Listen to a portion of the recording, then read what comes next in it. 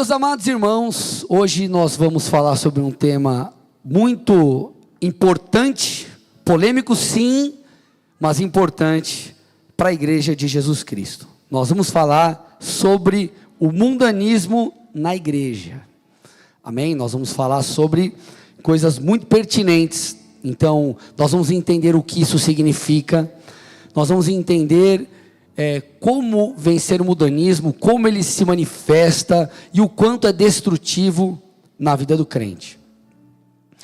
Para que a gente possa mergulhar nesses pontos, nós temos que entender o contexto da igreja de Corinto. A primeira carta de Paulo aos Coríntios é uma carta muito interessante, porque Paulo escreve para uma igreja vibrante, uma igreja cheia do Espírito, uma igreja que desejava o mover do Senhor. Corinto era uma igreja ativa nos dons espirituais, os membros ali profetizavam, eles falavam em línguas, milagres eram operados ali, eles participavam de maneira intensa no mover de Deus, mas era uma igreja que enfrentava sérios problemas morais. Quando você dá uma olhada ali em 1 Coríntios 12, até 1 Coríntios 14, você vê justamente Paulo abordando, trazendo ordem para os dons. Nós usamos até hoje esses textos para ilustrar, falar sobre o mover do Espírito, trazemos muitas coisas práticas, e é muito incrível. Mas essa igreja, apesar de todas essas coisas, era uma igreja que precisava ser corrigida. Então nós vemos 4 grandes blocos de correções que a Bíblia traz para essa igreja. Vocês estão aqui, gente? Preciso muito da atenção de vocês, amém ou não? Então vamos junto aqui, abaixa o teclado um pouquinho para mim, vamos juntos. 4 grandes blocos nós percebemos. O primeiro confronto do Senhor por meio de Paulo era o confronto contra a imoralidade sexual. O negócio estava tão complicado ali, que a Bíblia cita o caso de um homem que vivia com a esposa do seu pai, para você ter noção. Está lá em 1 Coríntios 5. O texto também fala, a Bíblia também fala sobre fornicação, prostituição entre os membros. E o pior é que muitos tentavam justificar o pecado, fazendo uso da graça de Deus como desculpa para manter os seus erros. Então esse é o primeiro bloco, a gente vai falar sobre isso daqui a pouco. A segunda coisa que nós percebemos era a idolatria e participação em cultos pagãos. A igreja vivia isso. Então, alguns cristãos comiam alimentos sacrificados a ídolos, e eles misturavam a fé em Cristo com práticas religiosas pagãs, além de frequentarem festas e rituais que comprometiam a santidade, que afetavam as pessoas espiritualmente. Terceiro bloco, eram divisões em grupos diferentes, e não tem a ver ali com conexão, porque é normal, às vezes você está aqui na igreja, você está num GP, num grupo pequeno, e você tem mais liberdade com um líder do que com o outro, você tem mais, talvez, conexão com um dos pastores do que com o outro, e está tudo bem quanto a isso, mas ali haviam divisões, havia também tolerância ao pecado, e não havia disciplina, em alguns casos. E a quarta coisa, alguns membros confundiam a liberdade cristã com a conformidade com o mundo, e nós vamos entender isso também nessa noite. Então, por que eu estou citando isso aqui? Porque a igreja de Corinto, ela tem muito a ver com a realidade de muitos filhos e filhas de Deus nesse tempo, pessoas que afirmam ser cristãs, mas em suas atitudes e práticas, isso não é revelado. Nós temos que entender, gente, que o nosso cristianismo, ele não é determinado por crer em Jesus no aspecto de uma crença superficial.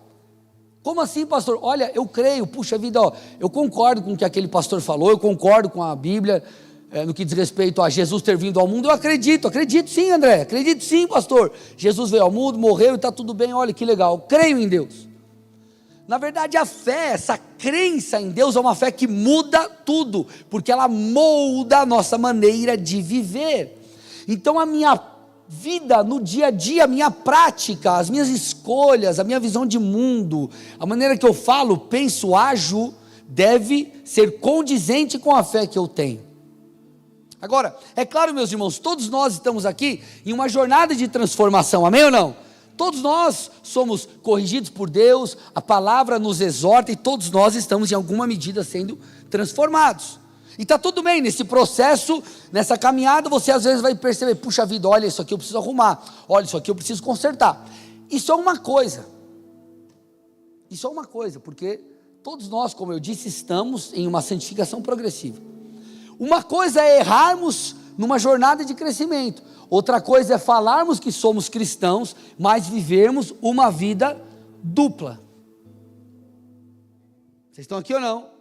Termos um caráter deturpado, não querer mudar. Olha que interessante qual é o padrão bíblico. Abra comigo lá Romanos capítulo 12. É muito interessante.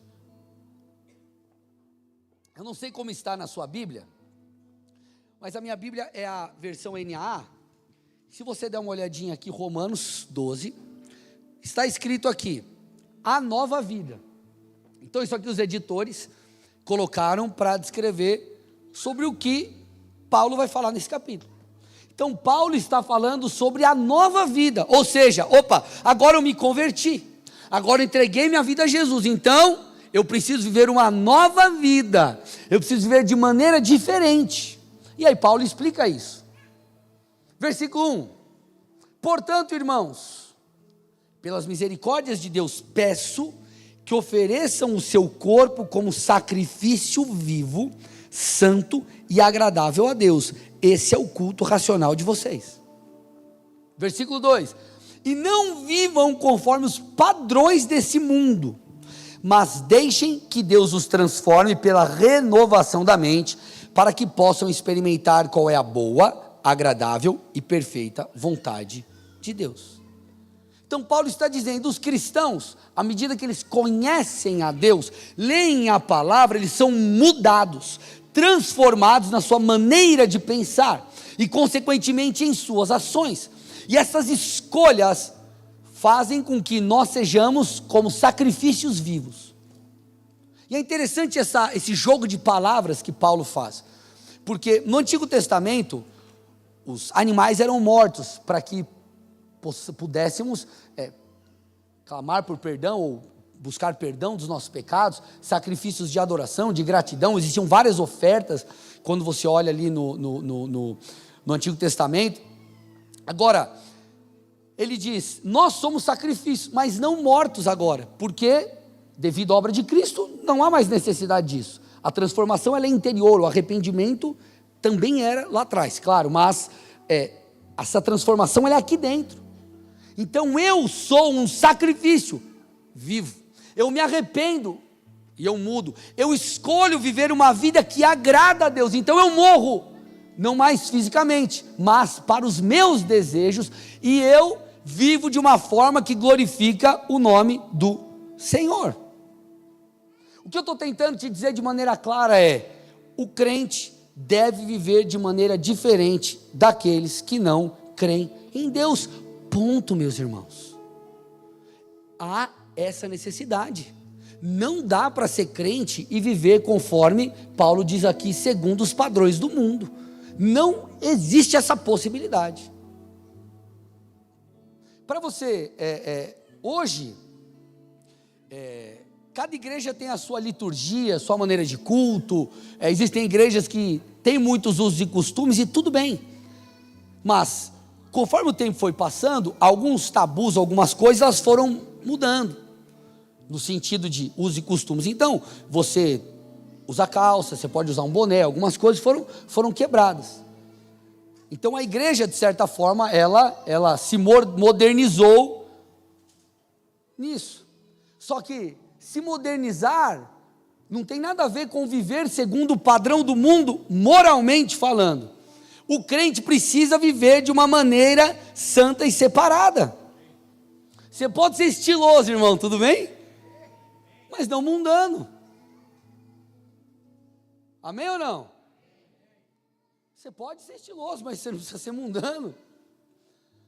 A igreja hoje ela usa de tecnologias, de muitas coisas para alcançar pessoas.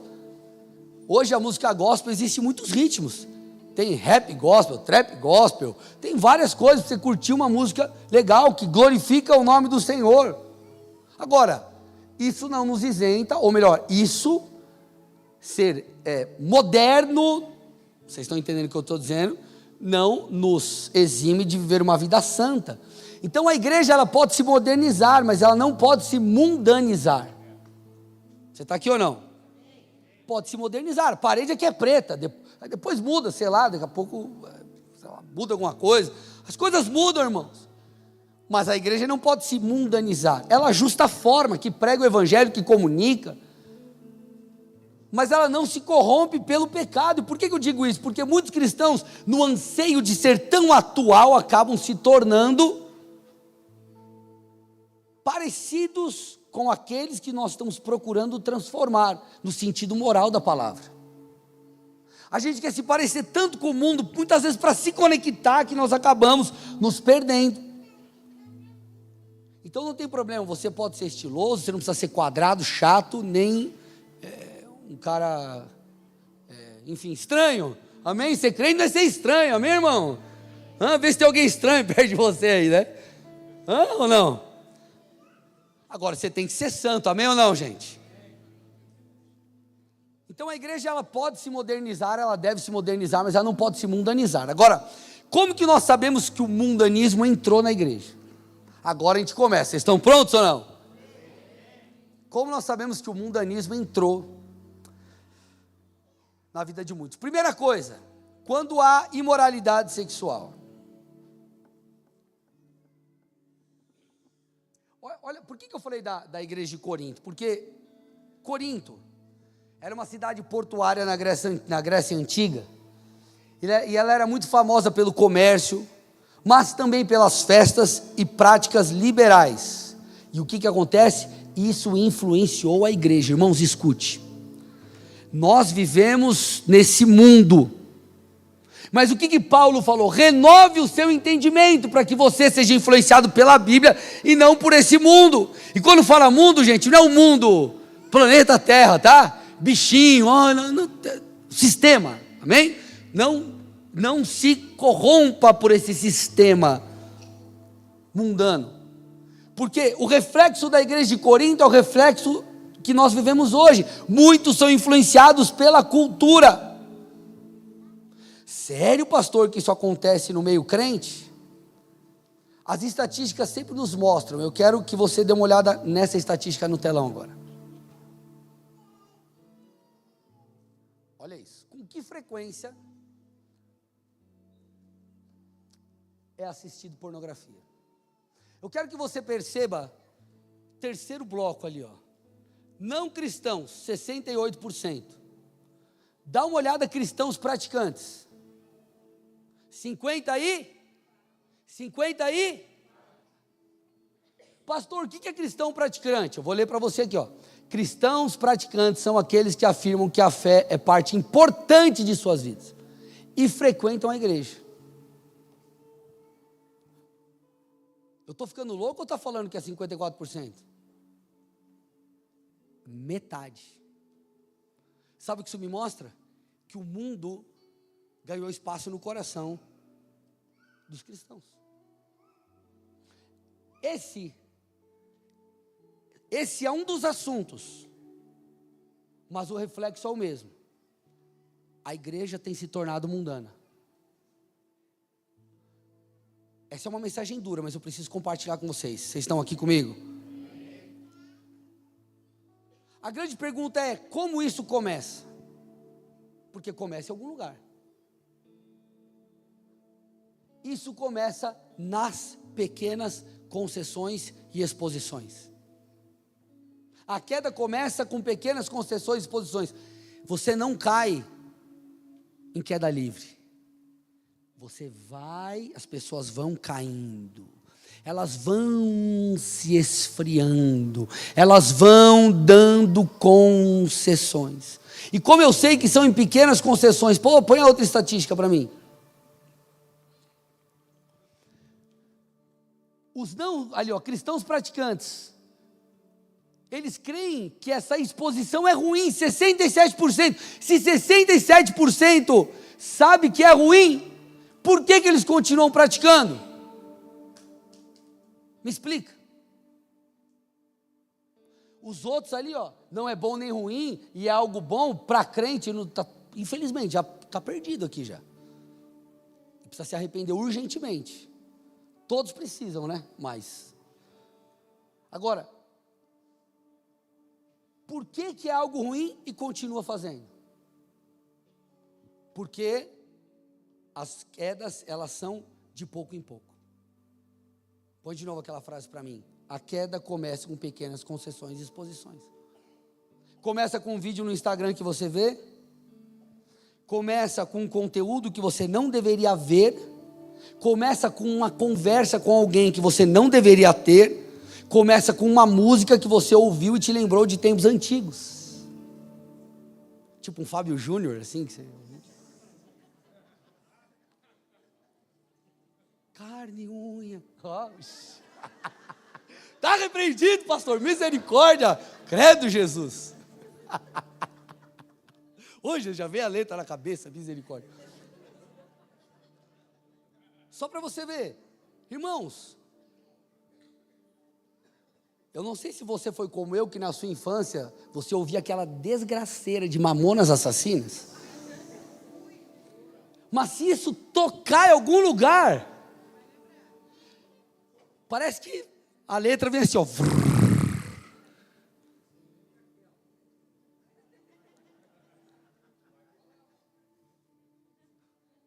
Agora o que eu estou tentando te dizer?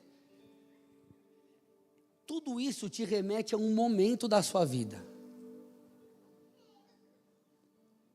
E isso, e muitas vezes aquela música que você botou, ai, sofri, tomei um fora, aí você põe aquela sofrência, irmã. Quando você vê, foi. Olha que interessante que o Tiago diz. Tiago 1, 13 a 15. Ninguém ao ser tentado, diga, sou tentado por Deus. Porque Deus não pode ser tentado pelo mal e Ele mesmo não tenta ninguém. Algumas pessoas falam assim, não, Deus me permitiu passar por essa tentação pecaminosa aqui. Não é Deus não, irmão. A resposta está no 14. Ao contrário, cada um é tentado pela sua própria cobiça, quando esta o atrai e seduz. Olha que interessante. A nossa cobiça, os nossos desejos pecaminosos, nos atrai, irmão. Nos puxa. E tenta nos levar para longe de Deus e para perto do pecado. Nós somos arrastados. Só que o problema ainda maior está no 15, porque o 15 diz, quando a cobiça ela é concebida, ela é praticada, quando nós damos espaço para isso, pecamos. E o pecado gera morte, o pecado te afasta de Deus, o pecado traz prejuízo para a sua vida espiritual. Então tudo começa com pequenas concessões, pequenas coisas que nos arrastam e nos levam para longe de Deus.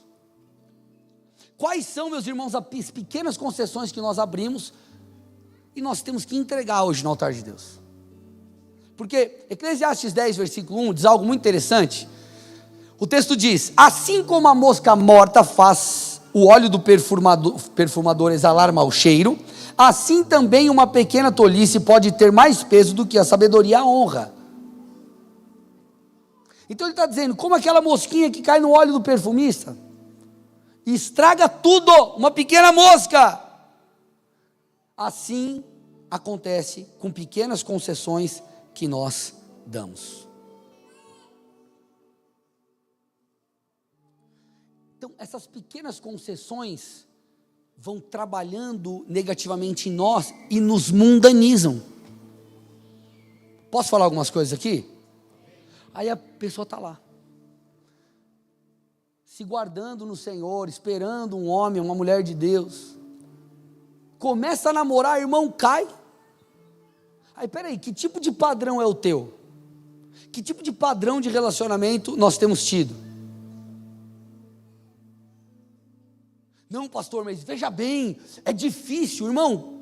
Posso falar real, isso é papo furado. Difícil coisa nenhuma, você tem que decidir santificar. Porque nós somos lavados e purificados pelo Espírito Santo e o nosso coração se inclina para as verdades de Deus. É difícil porque nós amamos o pecado, essa é a verdade. Vocês me permitem falar? Essa é a verdade, irmãos. Nós somos arrastados e seduzidos pelas nossas próprias cobiças. Pastor, meu Deus, pelo amor de Deus. Peraí, se Deus diz, se santifique, vai ter renúncia, mas será que eu estou morrendo para me santificar? Irmão, entrega no altar de Deus, clama pelo Espírito Santo, Ele vai mudar seu coração. A grande questão é, como eu disse, nós amamos o pecado, e o que nós precisamos é de uma conversão genuína, gente.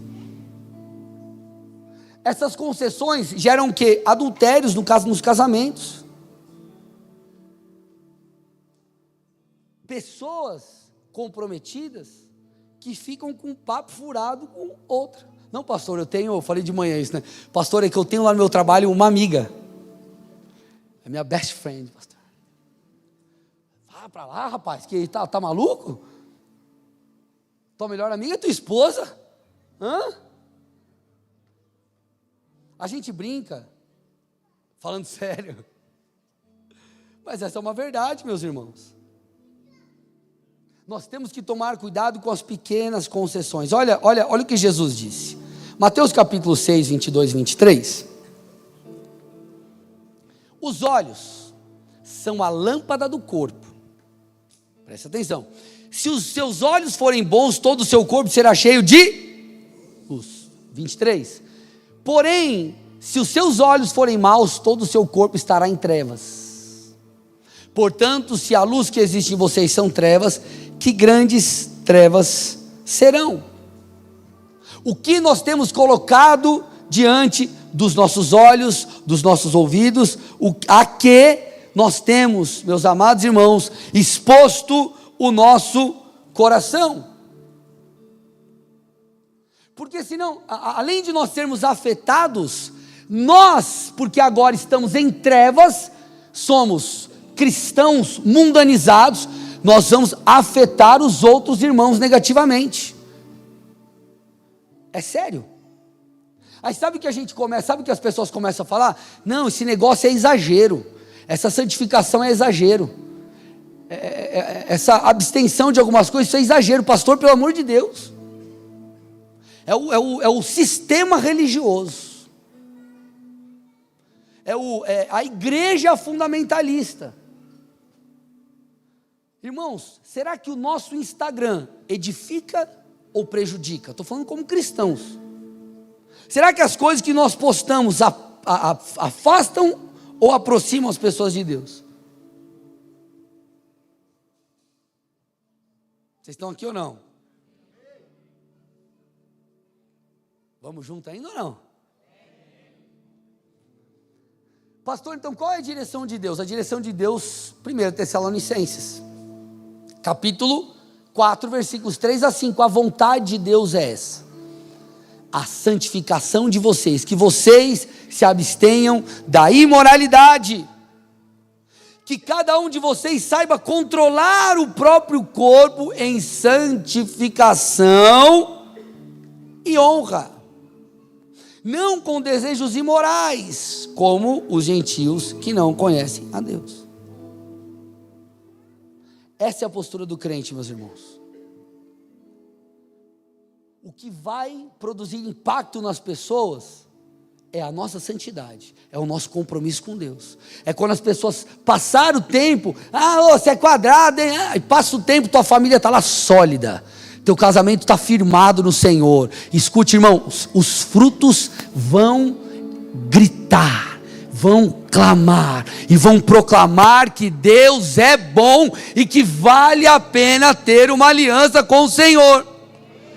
Essa é a verdade. Então, o mundanismo ele entra no nosso coração quando há imoralidade sexual no meio do corpo. Mas também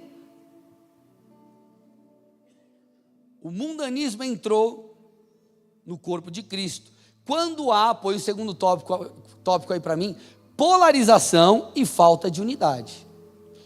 O que é essa polarização? Gente, vamos lá. Hoje, quando você vai na internet, o que te chama mais atenção? Vídeos de coisas polêmicas, sim ou não? Vídeos, você vai ver lá uma capa no YouTube, aí tem lá, não sei o que, aquela coisa, você fala, meu Deus, acho que o mundo vai acabar. E você assiste o vídeo, acabou não, é um negocinho assim que o cara transformou num negócio. Mas é o que chama a atenção. Debates teológicos, isso é muito, na verdade, os debates são muito legais, a gente aprende bastante. Apesar de coisas serem necessárias, trazer para a questão pública, o ambiente digital ele tem criado uma polarização, inclusive no meio eclesiástico. E sempre há aquela coisa, um lado contra o outro. A igreja de Corinto vivia isso. Eles falavam, não, peraí, eu sou de Paulo, eu sou de Apolo. Então havia ali uma polarização. O que isso nos ensina de maneira muito prática? Nós precisamos aprender a lidar com os diferentes. A igreja ela é conservada quando nós aprendemos a lidar com o outro. Por que eu estou te falando? Escute isso. Essa polarização, ela gera uma cultura. Por exemplo, vou te explicar isso aqui. Hoje em dia, se você quer assistir um filme, você pega o controle da tua televisão, pega ali o teu celular, liga o teu computador e tá lá, você escolhe o filme que você vai assistir na hora que você quer. Que é da época que você tinha que esperar a tela quente, irmãos. Para assistir Trapalhões, você tinha que esperar. Se você era muito ninja, assim, se você era um cara mais, assim, abastado, você tinha aquele videocassete que gravava. Aí você gravava, ó, vou perder o jogo, mas eu vou. Hoje você põe no YouTube, você assiste de novo. É tudo muito fácil. Isso é muito legal. Só que você já percebeu que gera em nós uma cultura de tudo tem que ser para ontem, a gente não pode esperar nada. As pessoas são muito mais ansiosas hoje. Se você é daquele que abre o micro-ondas antes de acabar os minutos, isso é a revelação da ansiedade. Cris, né? Mas o que eu estou tentando te dizer, são coisas, tecnologias e tudo mais que gerou algo. Então essa polarização em muitas coisas gera uma cultura. Então esse ambiente de confusão e polarização é fruto de mundanismo, como diz Tiago 3, 14 a 16. Então nós precisamos aprender a lidar com os diferentes. Você vai na internet, você vê assim, por exemplo, a igreja da parede preta. Irmão, e daí ser preta? Então seu pinto de branco mudou. Aí pinta de branco, agora o Espírito Santo habita aqui. Tem a ver uma coisa com a outra. Não, mas é que o pessoal aqui tocou um worship, eu quero que toque um hino. Ou toca o hino, eu quero que toque worship. Ou toca isso, ou toca aquilo. Não, mas a igreja tal, ela tem uma ênfase mais em evangelismo, ou em ensino, ou em oração, ou em ação social. Irmãos, é a multiforme graça de Deus. Não, mas é o calvinista, ou é o arminiano. Gente, nós precisamos aprender com todos. Agora, uma coisa é pecado. Pecado precisa ser corrigido, trazido à luz. Existem coisas que precisam ser declaradas publicamente para a proteção do corpo. Pecado é confrontado e é corrigido, mas nas diferenças nós precisamos aprender a lidar. Olha o que Tiago disse, Tiago 3, 4 a 16. Se pelo contrário, vocês têm em seu coração inveja amargurada e sentimento de rivalidade, não se gloriem nisso nem mintam contra a verdade. 15. Esta não é a sabedoria que desce do alto. E aí ele pega pesado, ele diz, pelo contrário, é terrena, animal e demoníaca. 16. Pois onde há inveja e rivalidade, aí há confusão e toda espécie de coisas ruins ou males. Então nós temos que entender que o mundanismo, ele não fala só de imoralidade, ele fala de diversas outras coisas que são estabelecidas na cultura e entram em nosso meio. Vocês estão aqui ou não? Qual é o outro tópico? E aqui eu preciso da sua atenção, aqui a gente chega no clímax da mensagem. Quando o mundanismo encontra espaço em nossos corações. Terceiro tópico, quando há abuso da liberdade cristã. Quando há abuso da liberdade cristã. Pastor, o que é isso? Os limites da vida cristã. O que eu posso, o que eu não posso. O que eu devo, o que eu não devo. Quais são os limites? Quais são os limites? Isso é chave nessa palavra, você precisa entender. Abra comigo 1 Coríntios capítulo 10. Nós vamos ler aqui dos versículos 23 até o 33.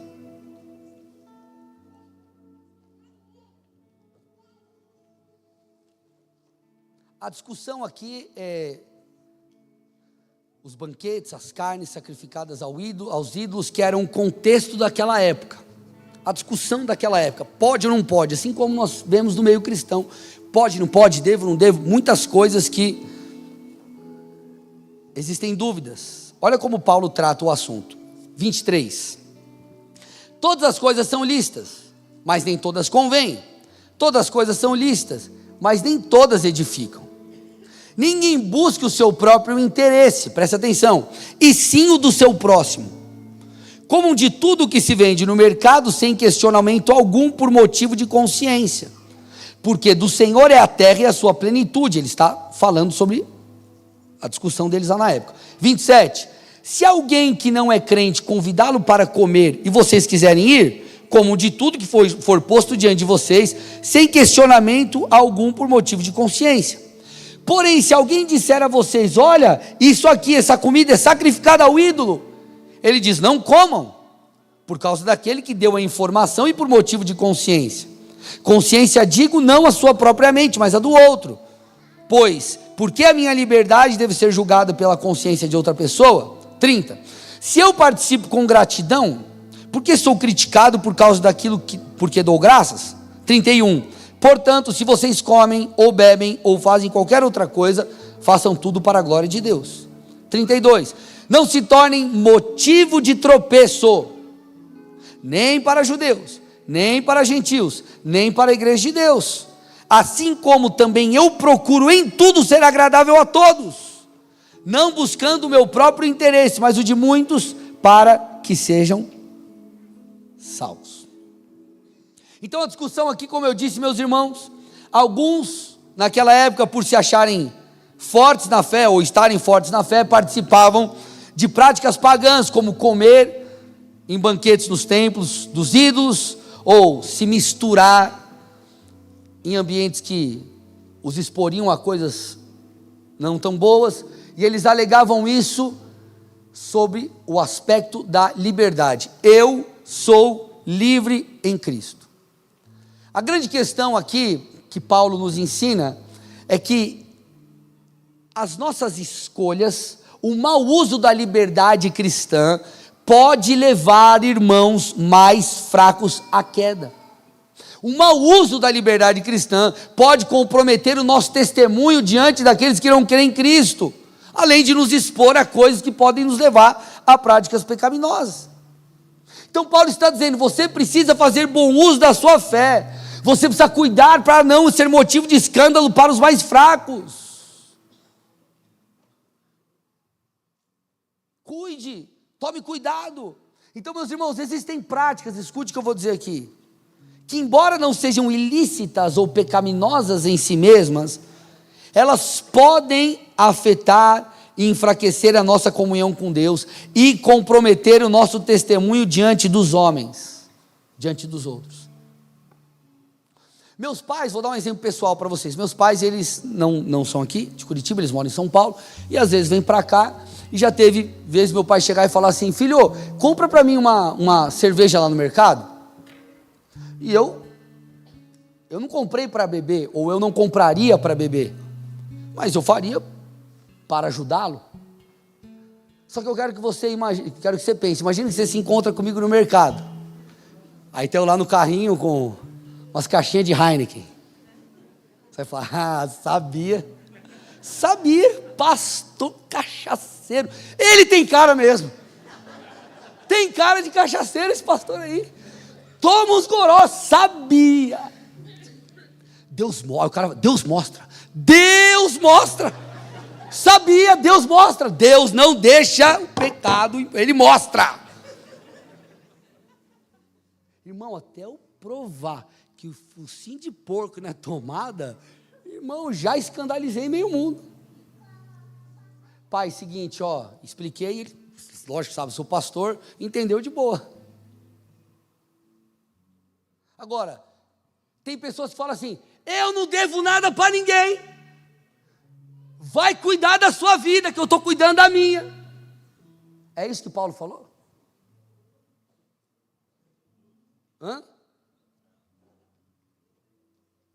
Quando Paulo fala a Timóteo sobre os requisitos dos bispos, na verdade isso se estende para todo crente. Ele diz no versículo 7 o seguinte: é necessário também que ele tenha bom testemunho dos de fora, a fim de não cair na desonra e no laço do diabo. Repete comigo: bom testemunho. Meus irmãos, existem coisas que não convém que nós façamos. Existem coisas que não convém que nós façamos. Nós precisamos cuidar a maneira como nós influenciamos os outros. Igual eu disse, o teu Instagram, ele influencia como as pessoas. O que você posta, como você age, como você fala. Vou tocar num assunto polêmico aqui, posso? Os caras gostam, amém? Estou pregando e falo, uma meia hora e ninguém deu um glória. Vocês gostam, né? E vocês já sabem disso, quem está comigo há muito tempo sabe, eu só escuto música de crente, irmão. Eu só escuto música gospel. Pastor, mas tem música gospel que é... Né? Então, não escute essa. Você acha que é almática, você acha que é... Não escute. Eu só consumo música gospel, música de Deus, e tem altos ritmos legais. Você escuta funk gospel? Não, irmão. Não escuto funk gospel. É até estranho falar, né? Funk gospel. Mas eu fiz uma escolha. Eu entendo que nós somos influenciáveis. Escute o que eu estou te falando. Quer ver? Eu vou te dar um exemplo. Você já começou a assistir aquela série do bandido e daqui a pouco você está torcendo para o bandido. La Casa de Papel, sabe? Vai lá, rouba o banco, cria misericórdia, irmão. Você está torcendo para o maluco. Isso, rouba, vai. Mata a polícia. O que eu estou mostrando aqui, gente, nós somos influenciáveis. Isso mesmo, vai. Mata. Yes. Aí você, rapaz do céu, eu estou torcendo para o bandidão aqui. Escute, a influência vai muito além do que você imagina. Primeiro, ela é uma influência espiritual. E eu falo não só de letra, eu falo de ritmo e N coisas. Uma influência espiritual. Mas ela também é uma influência do artista.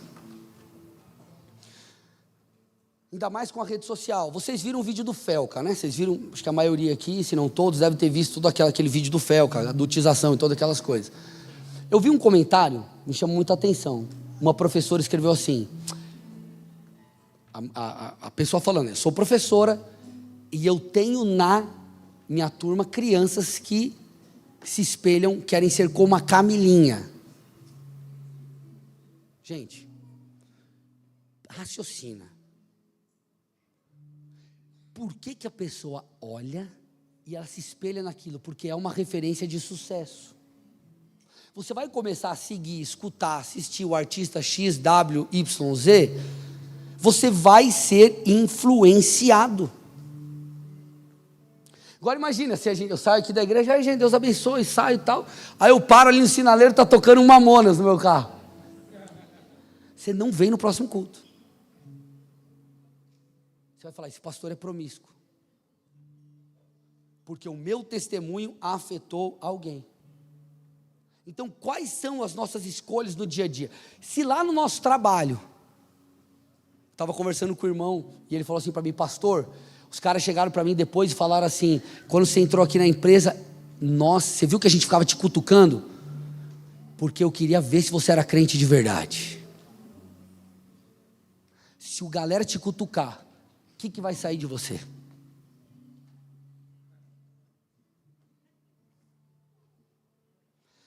Olha o que Paulo disse aos Romanos, Romanos 14, 13. Dá para pôr aí o texto? Isso. Pelo contrário, olha lá. Tomem a decisão de não pôr tropeço ou escândalo diante do irmão. É a minha responsabilidade ser um bom exemplo. Olha o que diz o versículo 15. Põe na NVI para mim o 15, na NVI. Se o meu irmão se entristece, se o seu irmão se entristece por causa do que você come, a discussão ali também era comida, tá? Alimentos sacrificados, mas você pode usar qualquer outro exemplo aqui. Se o seu irmão se entristece por aquilo que você faz, então você não está agindo por amor. Não destrua o seu irmão por quem Cristo morreu por causa da sua comida. Ninguém tem nada a ver com a minha vida. Tem sim, porque você faz parte do corpo de Cristo, e é nossa responsabilidade dar bom testemunho. É responsabilidade do crente. É responsabilidade. O que nós postamos, o que nós falamos, como nós agimos, temos responsabilidade sobre isso. Sim, Paulo está falando. Então, quando a liberdade cristã ela é abusada, o mundanismo já se instalou, porque eu vivo de uma forma egoísta, e eu não percebo o que ou quanto eu estou afetando alguém. Então, meus irmãos, Deus está nos chamando nessa noite para nos santificarmos mais. Porque, como eu disse, a santificação, ela é uma jornada. Olha que interessante, 2 Coríntios 7:1, Paulo falando aos Coríntios também, mas é na segunda carta. Olha lá. Purifiquemo-nos de toda impureza, tanto da carne como do espírito. O que está escrito agora, gente? Aperfeiçoando. Opa, o que é aperfeiçoar? É melhorar, desenvolver. Aperfeiçoando a nossa santidade no temor do Senhor. Então a gente precisa aperfeiçoar a nossa santidade. Quando eu me converti, Deus trouxe mudanças na minha vida. Conforme eu caminhava com Cristo, Ele continuou produzindo mudanças, e hoje Ele continua produzindo mudanças. E a pergunta que eu te faço é, quais são as mudanças, talvez pequenas, que nós precisamos fazer? Pequenas que, na verdade, produzem grandes transformações.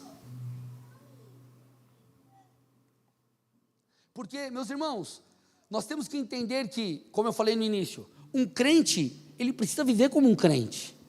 Não existe esse negócio, não, tipo assim, eu creio em Jesus, mas eu vivo de qualquer jeito. Não existe isso, isso não é o cristianismo verdadeiro. Porque, escute, o cristão ele tem que ser luz e sal. Luz e o que, gente? Luz e sal. Luz você vai iluminar, vamos tratar de maneira prática, você vai propagar a boa nova do Evangelho. Só que nós também somos sal, e sal preserva. Então, por mais que nós possamos ir até as pessoas e falar, abra o seu coração, Jesus morreu por você, se arrepende e se volte a Cristo, enquanto luz, como sal, eu devo olhar para as circunstâncias e falar, não importa se a cultura diz que isso é real, eu vou ficar com a palavra, eu vou permanecer no Senhor. Eu não posso, em nome da evangelização ou da aceitação de um grupo para me conectar, pecar para Deus. Não, pastor, eu tenho que dar uma pecadinha ali para eu colar com os caras. Que aí eu colo com os caras, eu consigo evangelizar. Irmão, você está doido, cara? Você está assistindo muito filme, não? Você está se infiltrando na gangue. Tem que vender umas drogas aqui, irmão, pelo amor de Deus. Menos filme. Existe um limite. Eu lembro, na época do banco, eu era bancário, fui gerente de contas, pessoa jurídica numa instituição financeira, e eu lembro que às vezes nós viajávamos para treinamento, e estava lá, uma vez no aeroporto, e esperando o voo, tinha que estar junto com a galera, e os caras falando um monte de abobrinha, e eu lá na minha, quieto, né, sendo luz ali. Aí ia pro hotel, passava o treinamento durante o dia, aí à noite a galera ia pro rolê. E aí o cara traía a esposa, aquela bagunça. E eu permanecia firme, mantinha minha postura reta. Estava lá no trabalho, não mentia, vivendo como um crente de verdade. Chegou num determinado momento, irmãos, as pessoas elas olhavam para mim e elas viam a luz de Cristo. Por quê? Porque eu perseverei, porque eu influenciei e eu não me misturei. A conexão é para a influência, a conexão não é para a mistura. Escute, você não vive numa bolha evangélica que você não pode. Não, pastor, mas eu tenho um amigo que ele toma uma cerveja, não pode. Claro que pode, conversa, não tem problema. Agora, tem um limite. Para você ser luz, você precisa se conectar com as pessoas. Você não tem que ser estranho, tapado. Mas você tem que influenciar e não ser influenciado. Vocês estão aqui ou não, gente?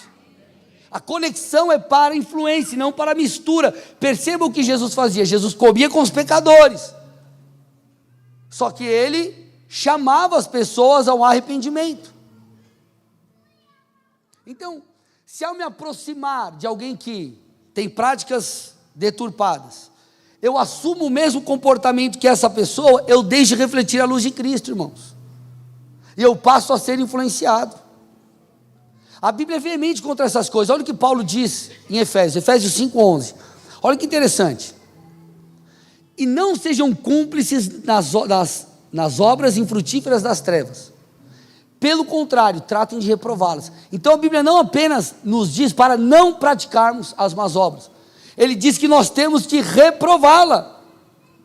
Então como que a igreja se mistura? A igreja tinha que estar lá e falando, ei, aborto não, negativo. Eu vou me levantar, não existe lei não, essa baderna aí não, negativo. Olha, nós amamos todas as pessoas, mas ideologia de gênero nós não vamos aceitar. A igreja precisa se levantar, a igreja é a coluna e fundamento da verdade. Vocês estão aqui ou não, gente? Então nós não podemos ser uma igreja mundana, meus irmãos. No anseio de ser tão descolado e atual, muitos se perdem.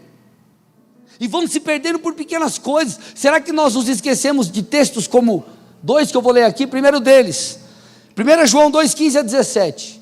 Não amem o mundo, nem as coisas que há no mundo. Se alguém amar o mundo, o amor do Pai não está nele. Se eu amo o mundo, lembra que eu falei que lá no início que o desafio ou o problema muitas vezes é porque nós realmente desejamos o pecado? Se alguém amar o mundo, o amor do Pai não está nele. 16. Porque tudo que há no mundo, os desejos da carne, os desejos dos olhos, a soberba da vida, não procede do Pai, mas procede do mundo. 17. Ora, o mundo passa bem como seus desejos, mas aquele que faz a vontade de Deus permanece para sempre. Vocês estão aqui? Olha que Tiago é firme, Tiago ele pega mais pesado. Tiago 4:4. Gente infiel, o cara pega pesado, ele põe uma exclamação ali, ó. Tá, gente infiel. Vocês não sabem que a amizade do mundo é inimizade contra Deus?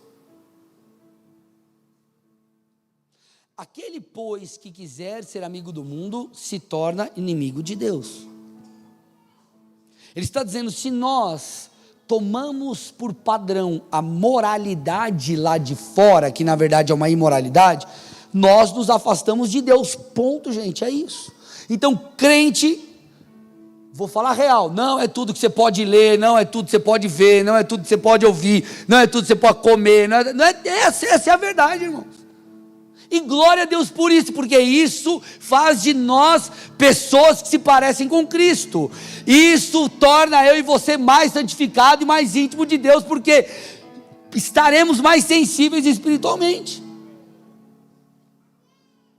O pastor, é o seguinte, ó, eu não vou estar na igreja no final de semana. Ô irmão, o que aconteceu? Está tudo bem? Vai viajar com a família? O que é? Não, eu vou lá no Lollapalooza.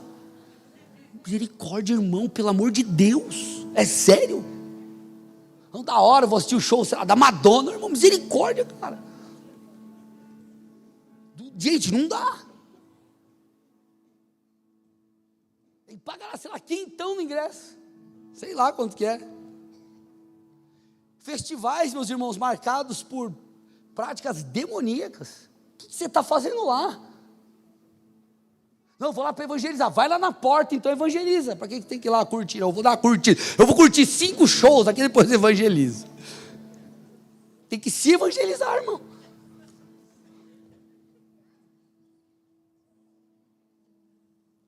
Não gostei dessa pregação do pastor. Eu preciso falar, irmãos, eu preciso falar. Se você não quiser ficar com as minhas palavras, fique com as palavras de Jesus. João 14, 21. Aquele que tem os meus mandamentos e os guarda, esse é o que me ama. E aquele que me ama será amado por meu Pai. E eu também o amarei e me manifestarei a Ele. O que demonstra nosso padrão de cristianismo é a nossa obediência a Deus. E a transformação que o Espírito Santo opera em nós. A pergunta que nós temos que fazer é: por que eu fico me perguntando se eu poderia ir no Lollapalooza? Sabe o que isso mostra? Os anseios carnais do nosso coração, irmãos. O problema é que nós muitas vezes olhamos e falamos assim: olha, pastor, peraí, até onde eu posso ir para não pecar? Sendo que a minha pergunta deveria ser: o que mais eu devo entregar no altar de Deus para que eu me pareça mais com Cristo? A gente se perde por tão pouca coisa, gente. Fecha esse terceiro e penúltimo tópico com Gálatas 5,13. Porque vocês, irmãos, foram chamados à liberdade. Fomos livres, libertos por Cristo. Mas não usem a liberdade para dar ocasião à carne. Pelo contrário, sejam servos uns dos outros pelo amor. Nem ou não?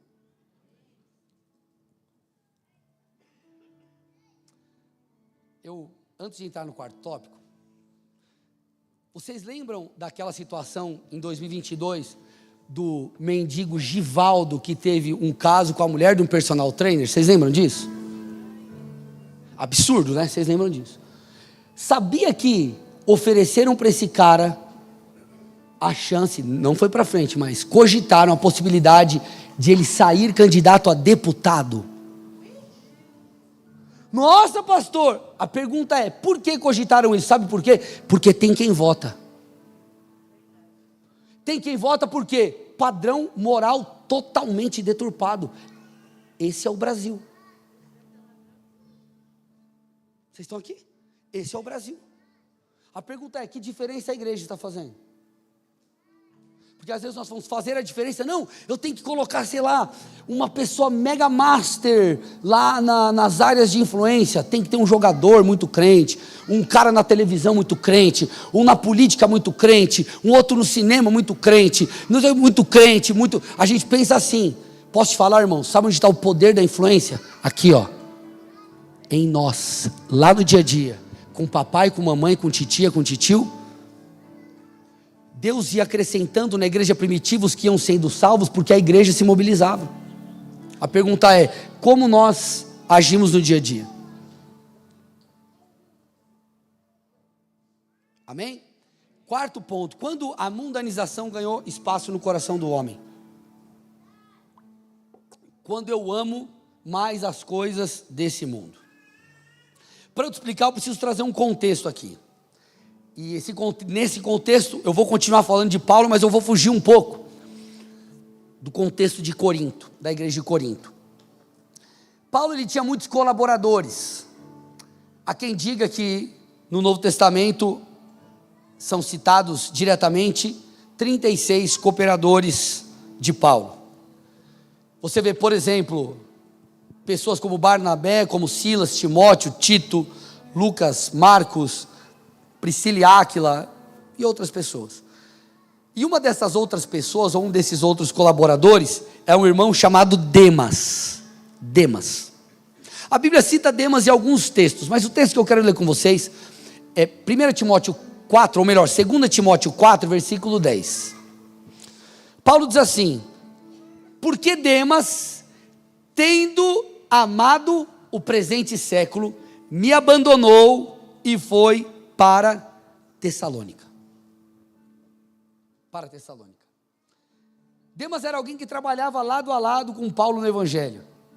Nós não sabemos certamente o que ele fazia, Mas o que é claro é que ele era um colaborador do ministério do apóstolo.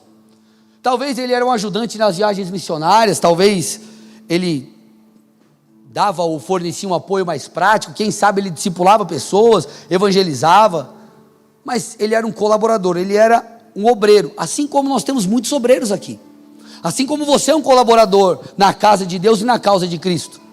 Você talvez é um discipulador de GP, você talvez está envolvido na zeladoria, no vinde, nos atalaias, no áudio, na comunicação, no projetor, enfim, talvez você seja um ministro de louvor, talvez você seja um diácono, talvez você seja, eu e você sejamos como Demas, colaboradores da causa de Cristo. Só que o texto diz que Demas se perdeu porque ele amou o presente século. O que é isso? O que foi isso? Há quem diga que a questão de Demas não foi uma questão moral. Esse amar o presente século não foi uma questão de imoralidade. Apesar, alguns dizem que sim. Mas há comentaristas, e esse é o foco que eu quero dar aqui, eles falam que isso tem mais a ver com a sua fuga em relação ao que Paulo vivia. Quando Paulo escreve essa carta que nós vemos, a carta a Timóteo, a segunda carta a Timóteo, ele está no fim de sua vida. E Paulo ele estava preso em uma situação bastante complicada. Então, qualquer colaborador que estivesse associado a Paulo, poderia também enfrentar problemas, poderia também enfrentar perseguição. Então Demas não quis pagar esse preço. Demas então foge, se move para Tessalônica.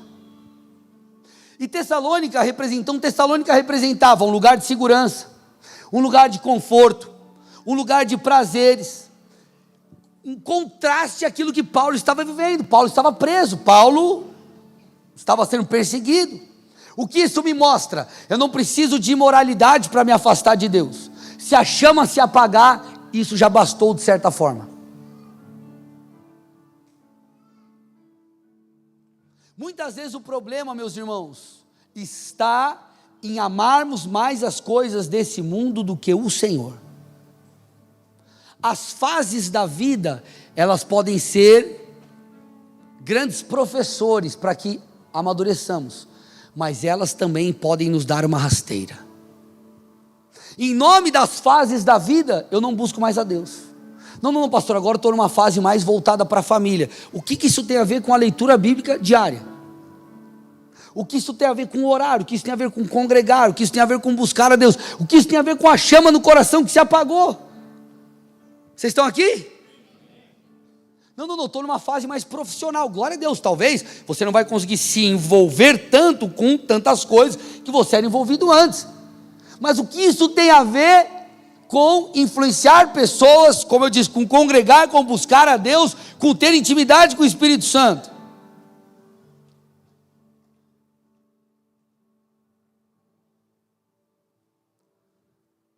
Não, pastor, agora eu estou nessa fase, eu estou empreendendo, eu estou engajado nisso, glória a Deus por isso, Deus abriu a porta, Deus cumpriu promessas, só que entenda, o dinheiro, ele deve ser servo e não senhor. O dinheiro, ele é uma bênção, porque ele faz a engrenagem girar, irmãos, amém ou não? Vai trazer conforto para a tua família, vai te ajudar a cumprir muitos projetos que Deus colocou no seu coração, é importante para o reino avançar, tudo isso, mas ele tem que ser servo e não senhor. E muitas pessoas, em nome de pressões, elas perdem a paixão por Cristo e por gente. É muito engraçado porque quando Jesus vai resumir a lei, ele diz: ame a Deus e ame ao próximo. Amo a Deus e amo ao próximo. Não importa a fase da vida que você esteja, você precisa estar buscando a Deus e precisa estar conectado com pessoas influenciando elas. Às vezes a gente percebe assim, vou dar um exemplo bem extremo para você entender. O cara chega na igreja, a irmã chega na igreja, e ela está quebrada em todos os aspectos. Quebrada emocionalmente, quebrada financeiramente, distante de Jesus, a vida totalmente destruída. O Senhor vem, alcança, se torna uma filha de Deus, um filho de Deus, e o Senhor começa a restaura as emoções, encontra um rapaz de Deus, uma mulher de Deus, se casa, glória a Deus, aleluia, uma bênção.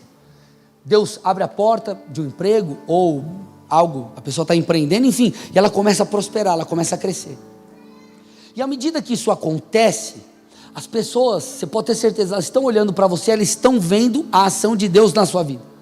Elas estão vendo a transformação no caráter, elas estão vendo as portas que Deus tem aberto, elas estão vendo tudo isso, e elas se inspiram. Só que quando a pessoa chega no lugar onde ela está, talvez no ponto mais alto da sua influência, ela abandona. Não, agora não vou mais conectar com pessoas, estou em outra fase. Eu não vou mais servir pessoas. Eu não vou mais estar engajado com, eu não preciso orar mais tanto, jejuar mais tanto. Não precisa, já foi a fase. Minha fase agora aqui é de viver uma vida na marolinha. Gente, isso é um grande roubo. Isso é um grande roubo.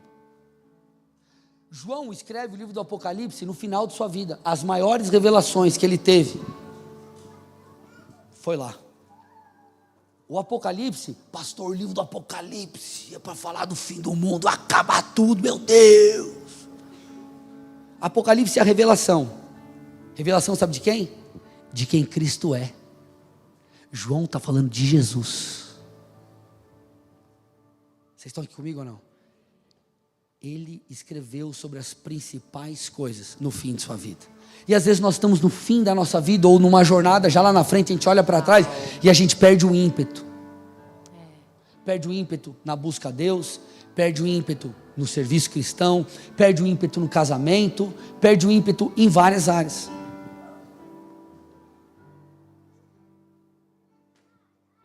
Nós precisamos parar e avaliar, será que a fase mudou, mas eu continuo apaixonado por Jesus? Será que a fase mudou, mas eu continuo amando Cristo e servindo pessoas? Porque, escute, é muito interessante o que diz Mateus 24:12, falando sobre os tempos do fim. Ele diz assim, a maldade vai aumentar. E qual é o reflexo? Lembra que eu falei que nós estamos inseridos no mundo? Conforme o padrão. Você vê, lá atrás, na legislação brasileira, adultério era crime. Hoje, já tem programa na televisão falando de trisal, irmão. Vocês estão aqui? A maldade aumenta, e os cristãos, se eles não cuidarem, eles se esfriam, porque eles estão inserindo num mundo tão deturpado que qualquer pouquinha moralidade já acha que é suficiente. Não, eu preciso espelhar minha vida nas Escrituras. Eu preciso viver como Jesus. Vocês estão aqui, gente? Então nós precisamos ser transformados, porque o texto está dizendo, quando a maldade se multiplica, o amor se esfria. E assim tem acontecido. À medida que a maldade tem aumentado, você vê cristãos se esfriando. Antes, você buscava Deus, você estava na vigília, você estava não sei aonde. Agora, não preciso mais, pastor, já conheço Jesus. E já liderei célula há tanto tempo, tem que estar no GP de novo. E é coisa para novo convertido. Meus irmãos, eu estou falando aqui de muitas coisas novas, de novo, ou de muitas coisas que eu já falei de novo. Sabe para quê? Para que Deus faça algo novo em nós. A palavra de Deus, ela se renova constantemente. Nós somos transformados de tempos em tempos. Por isso que nós precisamos nos expor. Põe de novo o texto para mim. Estou terminando. E por se multiplicar a maldade, o amor se esfriará de quase todos. No grego, a palavra esfriar, ela fala sobre soprar, ou esfriar pelo sopro. Sabe quando você está comendo aquela sopinha no frio? Aí você precisa esfriar a sopa, você fica soprando a sopa, mexendo. De pouquinho em pouquinho o calor vai se perdendo. A intensidade do cristão se perde. O vigor vai embora. Eu estou em outra fase. Ó, de pouco em pouco. Meus irmãos, não importa a fase da vida, Nós somos completamente dependentes da graça de Deus. Você pode estar vivendo a melhor fase no seu casamento, a melhor fase nas suas finanças, a melhor fase profissionalmente, na sua empresa. Sem Cristo, de nada vale. Você vai sentir um vazio no seu coração. Não há propósito maior do que conhecer Jesus. Ele é suficiente. E quando nós conhecemos Cristo, nós fazemos o que Ele fez. Nós olhamos para as pessoas com amor. Isso envolve o testemunho cristão, isso envolve a santificação, isso envolve amar a Deus sobre todas as coisas. Então, irmãos, para a gente fechar aqui, não se torne um cristão mundano, não se torne um cristão mundanizado. Tem coisas que elas sempre serão da mesma forma e terão que ser.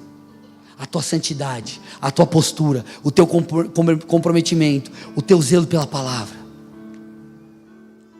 Novo convertido, você está lá lendo a sua Bíblia e tomando seu cafezinho. Aí você já está agora namorando, mas você está lá lendo a Bíblia e tomando seu cafezinho. Você está casado, mas você está lendo a Bíblia e tomando seu cafezinho. Você está careca, você está lendo a Bíblia e tomando seu cafezinho. Você está velhinho, lendo a Bíblia e tomando seu cafezinho.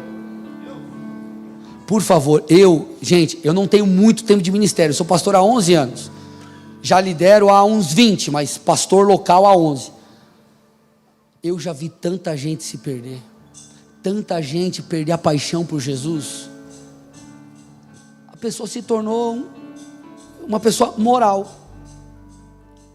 mas se nós vivemos assim, nós transformamos Jesus no mestre da moral, irmão, e não filho de Deus, que é digno de adoração, honra e louvor. Ele é tudo, Ele é tudo, e nós precisamos ser sal, nós precisamos influenciar esse mundo, nós precisamos nos comportar como filhos de Deus. Não aceite a frieza, não aceite o pecado, não aceite se tornar um cristão mundanizado. Tem coisa que as pessoas vão chamar você de chato mesmo, de careta, de quadrado, e que chame, porque assim eu adoro a Deus, eu honro a Deus.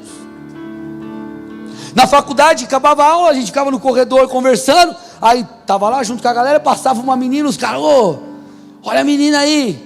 Aí eu não olhava, os caras tiravam mal barato de mim, o crentinho aí, né? O me chamava de pastor, mal sabia que um dia eu seria, o pastor aí. Irmãos, passou um tempo, o cara estava zoado. Para quem você acha que ele ligou? Para o maluco que tomava um goró no bar com ele? Ou para mim? Ligou para mim. Seja luz, seja sal, seja um cristão posicionado. Nós somos a igreja de Cristo, e o Senhor vem buscar uma igreja sem ruga, sem mancha, sem mácula.